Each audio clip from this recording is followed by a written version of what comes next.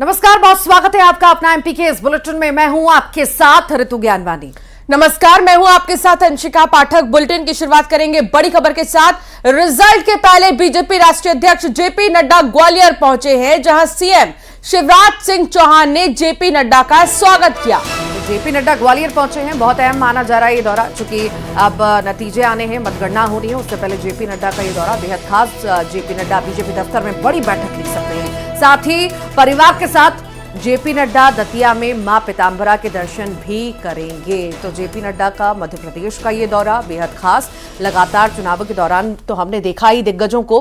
अब जब चुनाव हो चुके हैं और मतगणना होनी है, रिजल्ट्स आने हैं, उससे पहले जेपी नड्डा मध्य प्रदेश के दौरे पर ग्वालियर पहुंचे और ग्वालियर में मुख्यमंत्री शिवराज सिंह चौहान ने उनका स्वागत किया। अब ये भी बता दें कि बड़ी बैठक वो ले सकते हैं। साथ ही साथ परिवार सहित मां पीतांबरा पीठ के दर्शन करने के लिए भी वो पहुंचेंगे। तो जेपी नड्डा के साथ अब नरोत्तम मिश्रा को भी देख रहे हैं। शिवराज सिंह चौहान भी मौजूद हैं। ग्वालियर पहुंचे हैं जेपी नड्डा। फिलहाल अगर बात करें महा एग्जिट पोल की, तो बीजेपी आगे नजर आ रही है। विधानसभा चुनाव में बीजेपी के पास ज्यादा सीटें तमाम एजेंसियां दिखा रही हैं और कांग्रेस पीछे है बीजेपी से। लेकिन ये देखना होगा कि एग्जिट पोल एग्जैक्ट पोल में क्या तब्दील होते हैं या नहीं, या एग्जैक्ट पोल कुछ अलग ही होंगे। उससे पहले जेपी नड्डा का ग्वालियर पहुंचना अपने आप में बेहद खास है। मतगणना से पहले खुशी जो है साफ तौर से बीजेपी में देखी जा रही है। और हालांकि अब देखने वाली बात होगी क्या होता है एग्जैक्ट पोल में। ज्यादा जानकारी के लिए हमारे साथ सहयोगी सुशील कौशिक ग्वालियर से जुड़ गए हैं। सुशील, मतगणना से पहले जेपी नड्डा का दौरा ग्वालियर का कितना खास, चूंकि बड़ी बैठक भी लेने वाले हैं, और क्या हम ये भी माने जो एग्जिट पोल में बढ़त मिलती हुई बीजेपी को दिख रही है, कहीं ना कहीं खुशी भी है और खुशी का इजहार भी इस बैठक में होगा? बिल्कुल, देखिए, मतगणना के ठीक पहले भारतीय जनता पार्टी के राष्ट्रीय अध्यक्ष जेपी नड्डा जी ग्वालियर पहुंचे हैं और आज वो रात ग्वालियर में ही बिताएंगे। इसके अलावा दतिया में पीतांबरा पीठ के दर्शन करने के लिए वो शाम को जाएंगे। रात के वक्त ग्वालियर में ही वो रात्रि विश्राम करेंगे। कल सुबह वो यहाँ से रवाना होंगे। तो निश्चित तौर पर मतगणना के ठीक 2 दिन पहले राष्ट्रीय अध्यक्ष का यहाँ पहुंचना कहीं ना कहीं भारतीय जनता पार्टी के लिए एक बड़ा संकेत है। दूसरा ये भी है कि जो एग्जिट पोल आए हैं कल से, उन नतीजों में Bharatiya Janata party exit poll के नतीजों में बढ़त लेती नजर आ रही है। यानी भारतीय जनता पार्टी की सरकार एग्जिट पोल के मुताबिक बनती दिखाई दे रही है मध्य प्रदेश में। तो इस बात की खुशी भी जेपी नड्डा जी के चेहरे पर नजर आई। जेपी नड्डा जी जैसे ही एयरपोर्ट से बाहर निकले, हमने पूरा प्रयास किया उनसे बात करने का, लेकिन उन्होंने बात तो नहीं की। लेकिन जो उनके चेहरे की मुस्कान थी वो ये बता रही थी कि कहीं ना कहीं जो एग्जिट पोल आए हैं, उस एग्जिट पोल से लेकर मध्य प्रदेश से लेकर आला कमान तक भारतीय जनता पार्टी में खुशी की लहर है। अब एयरपोर्ट से जेपी नड्डा जयविलास पैलेस परिसर स्थित उषा किरण होटल जो है वहां पहुंचे हैं और वहां से वो दोपहर में ज्योतिरादित्य सिंधिया के परिवार के साथ भोजन करेंगे, चूंकि जेपी नड्डा का भी पूरा परिवार ठीक है। यानी कि जेपी नड्डा के आने के बाद यहाँ पर तमाम नेताओं में खुशी है और जेपी नड्डा खुद भी यहाँ पर मुस्कुराते हुए नजर आ रहे थे। उनकी बॉडी लैंग्वेज से समझ में आ रहा था कि वो एग्जिट पोल को ही एग्जैक्ट पोल मान रहे हैं। और क्योंकि नरोत्तम मिश्रा ने कहा था कि 150 के पार बीजेपी जाएगी और एग्जिट पोल में कुछ ऐसा ही दिखाई दे रहा है, लेकिन अभी और थोड़ा इंतजार करना होगा इनके एग्जैक्ट रिएक्शंस देखने के लिए। बहुत शुक्रिया सुशील जानकारी साझा करने के लिए।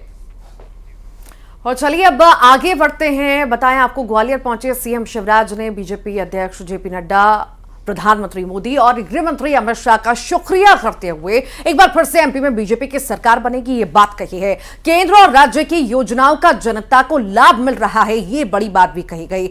इसीलिए ये तय है कि एमपी में बीजेपी आएगी। शिवराज सिंह चौहान ने क्या कहा, आपको सुनाते हैं।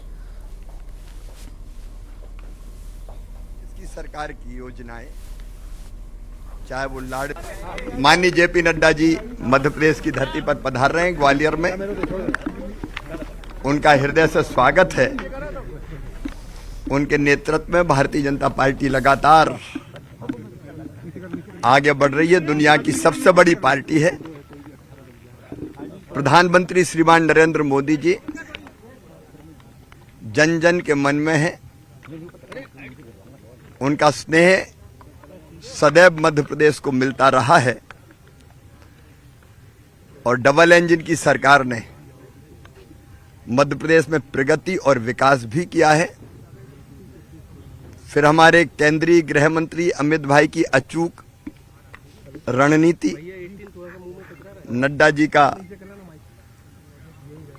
मार्गदर्शन, हमारे सभी कार्यकर्ताओं का अनथक परिश्रम और जनता का प्यार और आशीर्वाद, केंद्र की योजनाएं भी, चाहे वो पीएम गरीब कल्याण योजना हो या पीएम किसान सम्मान निधि हो, पीएम आवास योजना हो, चाहे हमने पीएम किसान सम्मान निधि में सीएम किसान सम्मान निधि या कल्याण योजना की राशि जोड़ी हो, मुख्यमंत्री सीखो कमाओ योजना हो या अन्य बहुत सी योजनाएं, ये उन्हीं को ढंग से नीचे पहुंचाने का परिणाम है कि भारतीय जनता पार्टी फिर शानदार बहुमत प्राप्त करने जा रही है।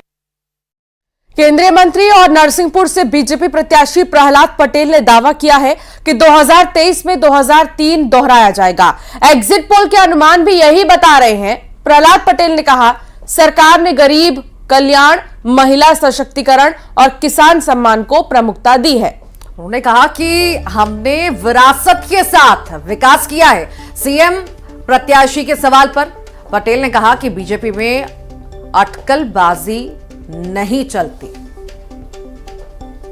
मैं ये बात पहले दिन से कहता रहा हूं कि मैं 2003 की तरह मध्य प्रदेश में परिवर्तन देख रहा हूं। उस समय हम विपक्ष में थे, अभी हम सत्ता में हैं और उसके 3 ही कारण आज प्रधानमंत्री ने वो 4 स्तंभ कहे। मैं पहले दिन से कहता था कि गरीब कल्याण का संकल्प, महिला सशक्तिकरण का संकल्प, हमारे बच्चों की जिंदगी हमसे बेहतर हो, और चौथा किसान का सम्मान और उसकी उपज की उसको सही कीमत। ये राज्य सरकार और केंद्र सरकार ने मिलकर जो किया है, इसके सामने कोई दूसरी चीजें नहीं है। हमने विकास भी किया है लेकिन विरासत के साथ किया है। रामलाला सरकार के हम चरणों को डकारती रही, भले कितना ही छद्म रास्ता अपनाए, लेकिन देश की जनता जानती है और इसलिए मैं चीज़ों को देख रहा था क्योंकि मैं उस वर्ग से आता हूँ, उससे झूठ नहीं चला। और मैं मानता हूँ कि तो हमें 3 दिसंबर का इंतजार करना चाहिए, लेकिन ये अनुकूलता हमको गौरवान्वित करती है। भाई साहब, एग्जिट पोल में भाजपा को पूर्ण बहुमत दिखाई गई है, तो क्या आप मुख्यमंत्री के दावेदार रहेंगे? भारतीय जनता पार्टी में अटकलबाजियों से राजनीति नहीं होती, मैं अनेक बार कह चुका हूं। और अब बात ग्वालियर की, जहां एग्जिट पोल के बाद बीजेपी में खुशी की लहर दौड़ पड़ी है। मंत्री भारत सिंह कुशवाहा ने बीजेपी की जीत का दावा किया है। उन्होंने कहा, सीएम शिवराज और पीएम मोदी की योजनाओं ने बीजेपी को जनता का आशीर्वाद मिला है। वहीं कांग्रेस के 130 सीट वाले बयान पर कहा कि कांग्रेस कुछ भी कहती रहती है। 3 तारीख को बीजेपी की सरकार बनेगी। मध्य प्रदेश में एग्जिट पोल के बाद भारतीय जनता पार्टी के चेहरे पर खुशी की लहर है। हमारे साथ इस वक्त बात करने के लिए मध्य प्रदेश के मंत्री भारत सिंह कुशवाहा जी है। भारत सिंह जी, जो एग्जिट पोल आए हैं, चेहरे की मुस्कान आपकी बता रही है। निश्चित रूप से हमें जनता पर पूर्ण भरोसा है, विश्वास है। जिस तरह से हमारे प्रदेश के मुख्यमंत्री शिवराज सिंह चौहान जी ने प्रदेश के विकास के लिए और प्रदेश में लोक कल्याणकारी योजना चलाने में कोई कोताही नहीं बरती, दिल के साथ योजना से जोड़ने का काम मुख्यमंत्री जी ने किया है, देश के प्रधानमंत्री जी ने किया है। इसलिए मुझे पूर्ण विश्वास है कि भारतीय जनता पार्टी को आशीर्वाद जनता का मिलेगा, ऐसा मैं कह सकता हूं। कि आज नड्डा जी भी आ रहे हैं, तो क्या लगता है कि जो डेरा डालेंगे तो कुछ रणनीति है? मैं ऐसा मानता हूं कि कोई टप नहीं है, हमें पूर्ण विश्वास है जनता पर, इसलिए भारतीय जनता पार्टी को प्रचंड बहुमत के साथ सरकार बनाने का अवसर मिलेगा। नड्डा जी आज जो है डेरा डालेंगे ग्वालियर में। नड्डा जी चूंकि हमारे भारतीय जनता पार्टी की संगठन के अध्यक्ष हैं, इसलिए उनका प्रवास हर प्रांत में होता है, ऐसे ही ग्वालियर में उनका प्रवास है। आखिरी सवाल, कमलनाथ दिग्विजय सिंह अभी भी दावा कर रहे हैं कि 130 से 40 सीटें कांग्रेस जीतेगी। देखिए, मैं ये कहूँगा, बोलने के लिए कोई बोल सकता है, हमें जनता पर भरोसा है, जनता बिल्कुल आशीर्वाद भारतीय जनता पार्टी को देगी। तो मंत्री भारत सिंह कुशवाहा का कहना है कि उन्हें जनता के ऊपर पूरा भरोसा है और एग्जिट पोल जो है नतीजे उससे और बेहतर होंगे, और कांग्रेस के 130-40 सीट के दावे को उन्होंने ख्याली पुलाव बताया है। कैमरा पर्सन मनीष सिंगर के साथ सुशील कौशिक, न्यूज 18 ग्वालियर। और अब बात बदमाशों के भौकाल की। प्रदेश में पुलिस प्रशासन काउंटिंग की तैयारियों में व्यस्त है और गुंडे बदमाश दहशत फैलाने में मस्त हैं। भोपाल से लेकर भिंड तक बेखौफ बदमाशों का आतंक है। कहीं बदमाश पुलिस पर हमला कर रहे हैं तो कहीं फायरिंग कर रहे हैं। तस्वीरें हम आपको दिखा रहे हैं कि किस तरह से बदमाशों का आतंक लगातार जारी है, चाहे वो हम बात मध्य प्रदेश की करें चाहे छत्तीसगढ़ की करें। शाहपुरा क्षेत्र में बदमाशों का आतंक यहां पर देखा गया है। ये तस्वीरें इस वक्त हम आपको दिखा रहे हैं। देखिए, बदमाशों का आतंक यहां पर देखा गया। भोपाल की ये तस्वीरें इस वक्त हम देख रहे हैं। हालांकि मामला क्या है इस बारे में भी जानकारी लेंगे। शाहपुरा क्षेत्र का ये पूरा मामला है जहां पर बदमाशों ने कहर बरपाया, लाठी डंडे लेते हुए, भागते हुए, मारते हुए नजर आ रहे हैं। आखिर मामला क्या है इस बारे में भी जानकारी लेंगे। पर बदमाशों का आतंक देखिए, खौफ देखिए। ये तस्वीरें शाहपुरा इलाके की हम बता रहे हैं जहां पर गाड़ियों में तोड़फोड़ करते हुए ये बदमाश नजर आ रहे हैं।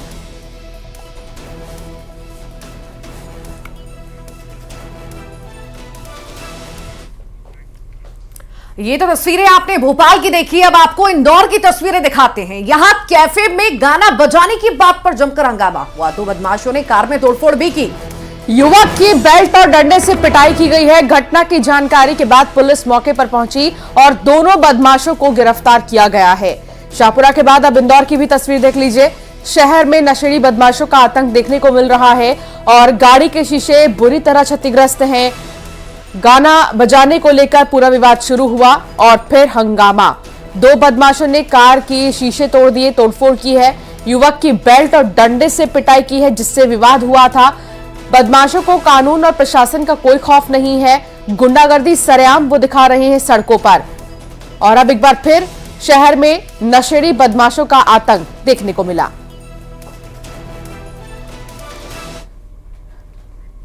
भिंड में भी बदमाश बेखौफ है। यहां बदमाशों ने दिन दहाड़े फायरिंग की। गोलियों की आवाज सुन राहगीरों में भगदड़ मच गई। इलाके में दहशत फैल गई।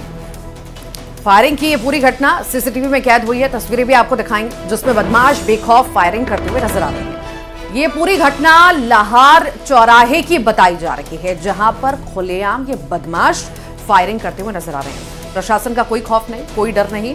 खुलेआम ये बदमाशी करते, फायरिंग करते हुए नजर आ रहे हैं। गोलियों की आवाज जैसे ही राहगीरों ने सुनी भगदड़ मच गई और इधर उधर लोग भागते हुए नजर आए और खुद को बचाते हुए कहीं ना कहीं नजर आए कि कहीं हम इस घटना का शिकार ना हो जाए।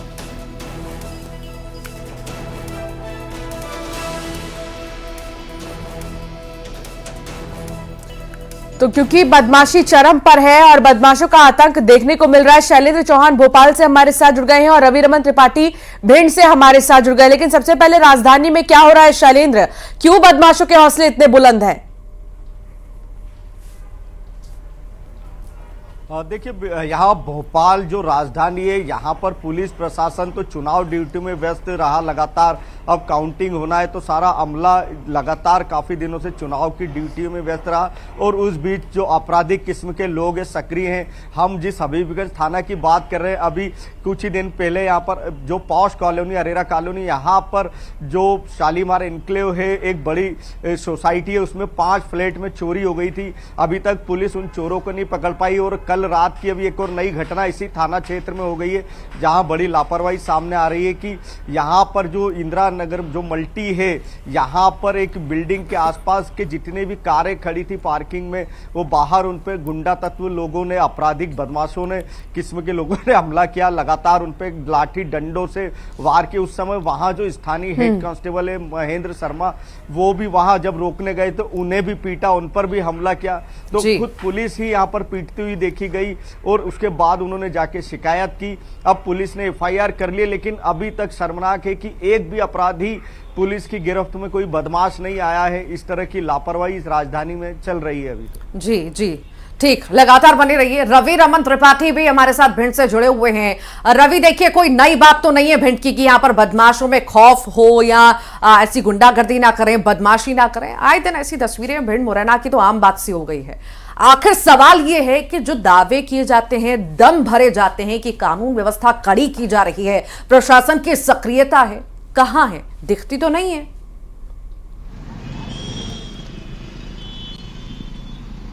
जी मैं आपको बताऊं कि ये कल देर शाम की घटना है, जो कि इस घटना के बाद रोंगटे खड़े कर देने वाली है। चूँकि बता दूं आपको कि ये घटना इसलिए ज़्यादा चिंतनीय है क्योंकि जो कलेक्टेड है वो घटना स्थल से महज 150 से 200 मीटर की दूरी पर है। वहीं पुलिस अधीक्षक कार्यालय भी 100 से 150 मीटर की दूरी पर स्थित है लगभग।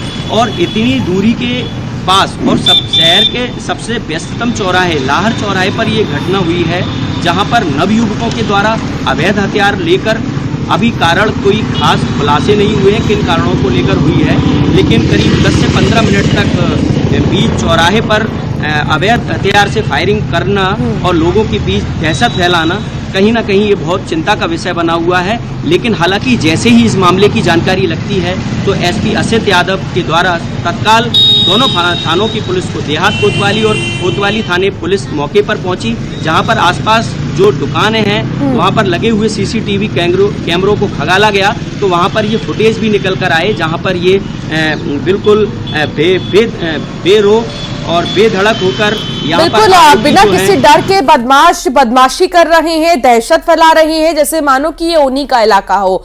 लेकिन अब प्रशासन को जागने की जरूरत है, एक्शन लेने की जरूरत है। बहुत शुक्रिया शैलेंद्र, बहुत शुक्रिया रवि, आप दोनों का ही जानकारी साझा करने के लिए।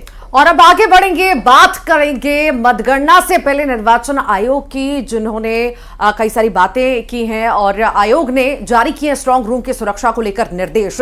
काउंटिंग की पूरी प्रक्रिया पर रखी जाएगी तीसरी आंख से नजर, ये चुनाव आयोग ने कहा है। हर कमरे में 4-4 कैमरे लगाए जाएंगे, 360 डिग्री नजर स्ट्रांग रूम की रखी जाएगी और काउंटिंग रूम तक के रास्ते पर भी कैमरे की नजर होगी, जिसे तीसरी आंख कहा जा रहा है। काउंटिंग स्टेशन पर घड़ी, मोबाइल, कैलकुलेटर, पानी की बोतल, ये तमाम चीजें प्रतिबंधित रहेंगी। स्ट्रांग रूम में काउंटिंग रूम तक भी तमाम प्रतिबंध और इसके साथ ही तीसरी आंख से नजर रखी जाएगी। मध्य प्रदेश में विधानसभा चुनाव के परिणाम 3 दिसंबर को आएंगे। वहीं काउंटिंग के पहले स्ट्रांग रूम की सुरक्षा को लेकर तैयारियां तेज हो गई हैं और प्रशासन और पुलिस की टीम मॉक ड्रिल कर रही है। पुरानी जेल के बाहर जवानों की भी तैनाती कर दी गई है। यहां करीब 1600 जवान स्ट्रांग रूम की सुरक्षा में लगे हुए हैं। ये तस्वीरें तैयारियों की, प्रशासन और पुलिस मॉक ड्रिल भी कर रहे हैं कि आखिर 3 तारीख को कैसी कैसी परिस्थितियां हो सकती हैं या कैसे हालात रहेंगे, उसे लेकर के मॉक ड्रिल अभी से हो रही है। 1600 जवान इसमें तैनात रहेंगे। और अब बात भोपाल से बड़ी खबर की हम बात करेंगे, जहां पर महंगाई भत्ते पर सस्पेंस लगातार बरकरार है। बढ़े हुए महंगाई भत्ते को लेकर अब भी सस्पेंस बना हुआ है। दरअसल वित्त विभाग ने दोबारा भेजा है निर्वाचन आयोग को प्रस्ताव, और आयोग को नहीं है किसी भी प्रस्ताव की भनक। दरअसल आपको बता दें कि जैसे ही वोटिंग हुई उसके बाद एक खबर आई थी कि निर्वाचन आयोग में इस प्रस्ताव को मंजूरी मिल चुकी है कि 4% की बढ़ोतरी होगी महंगाई भत्ते में। लेकिन अब निर्वाचन आयोग की तरफ से इस बात से इनकार किया जा रहा है और कहा जा रहा है कि ऐसे किसी भी प्रस्ताव के बारे में उन्हें नहीं पता। हालांकि 4% की बढ़ोतरी के इंतजार में प्रदेश भर के 12 लाख कर्मचारी और पेंशनर्स अभी भी हैं। उनको यही उम्मीद है कि 4% महंगाई भत्ता बढ़ेगा, उन्हें राहत मिलेगी महंगाई से। लेकिन निर्वाचन आयोग को इसकी भनक तक नहीं है, जिससे सस्पेंस अभी भी बना हुआ है।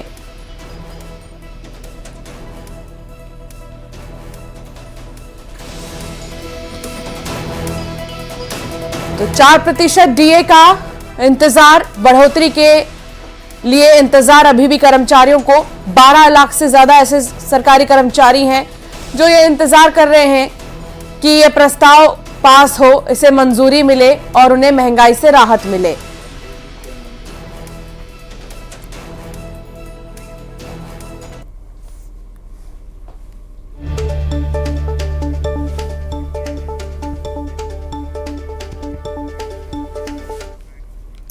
और चलिए एक नजर खबरों के 2020 पर। My exit poll